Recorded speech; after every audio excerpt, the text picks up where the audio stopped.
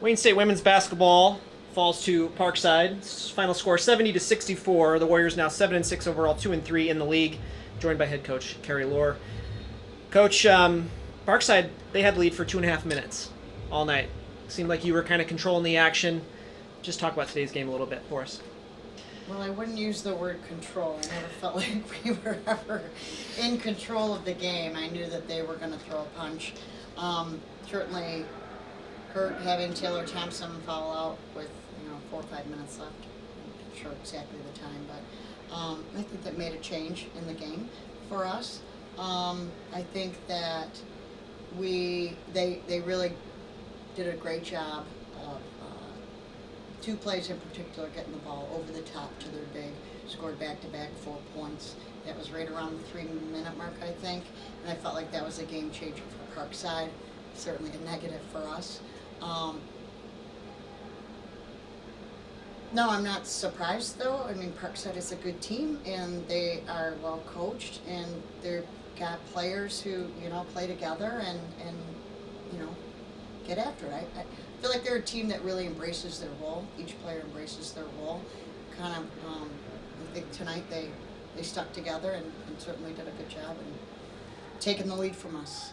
Yeah, quick note on Taylor. She had our best plus-minus at +5. She had 13 points, 2 more boards. She gets a double-double. So, yeah, well, that was big when she went down. But yeah, Parkside came here last year, and they hung 95 on us, okay? Mm-hmm. So this year, obviously, they don't have Alyssa Nelson. It's a bit different what they're trying to do. They slow the game down a little more half-court offense.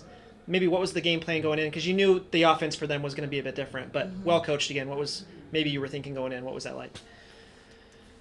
For me, I felt like we missed on all. We didn't execute on the little things. I think we were prepared for their actions and what they were going to do offensively, but when we had a miscue, they made us pay.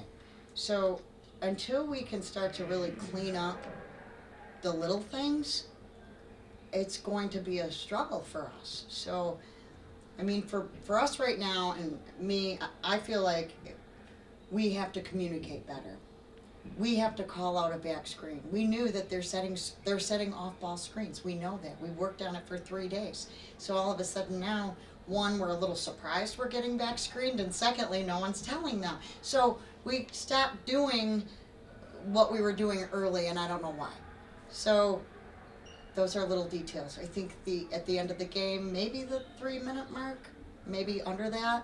I mean, I felt like they had like 6 possessions in a row under their basket. I mean, we just couldn't grab it with 2. We were trying to dribble it instead of just catch it.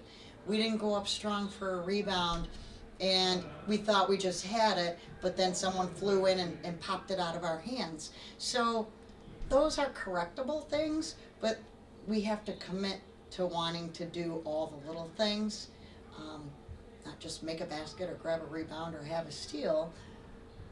We got to do all those things, and clearly we're still growing in that area. Right. So one more question before we look ahead to Saturday. All 12 players that were suited up for you guys played. Okay, so still trying to define roles, right? And that can take longer than normal for a younger team. What does that look like for you? And bench was outscored by quite a bit, but when the bench comes in, like maybe what are you looking for? Obviously, when someone gets in foul trouble, that changes things as well.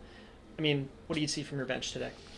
Well, I will say that I don't have a consistent rotation from my bench, and I'm just waiting for that one, 6th man to really emerge, or 7th person, or 8th.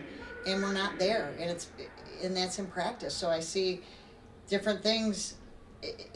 The consistency is not there, and that's not just the bench. I think that consistency is not there, even with those that we have had in our starting lineup. But so for me, sometimes it's a matchup, sometimes it's based on the week's practice. I'm not completely comfortable with my rotation yet, but they need to give me something to be sure about. I'm their 6th man. Last year, McKenna Ferguson was our 6th man, and it was perfect. I knew exactly what I was going to get out of her, and I knew how hard she played. And we don't have that type of person willing to embrace that role just yet, but we still could, and that would be great.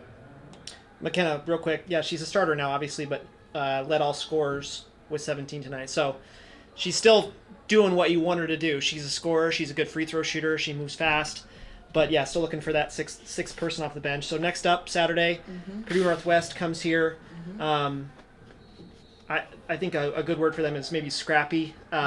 Also, when you go there, it's tough to win at their place as well.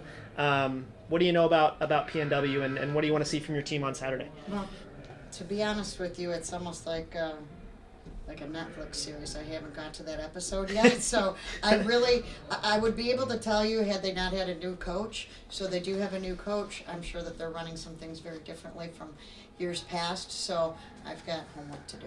All right, Coach. Thanks for the time and good luck on Saturday. Thank you.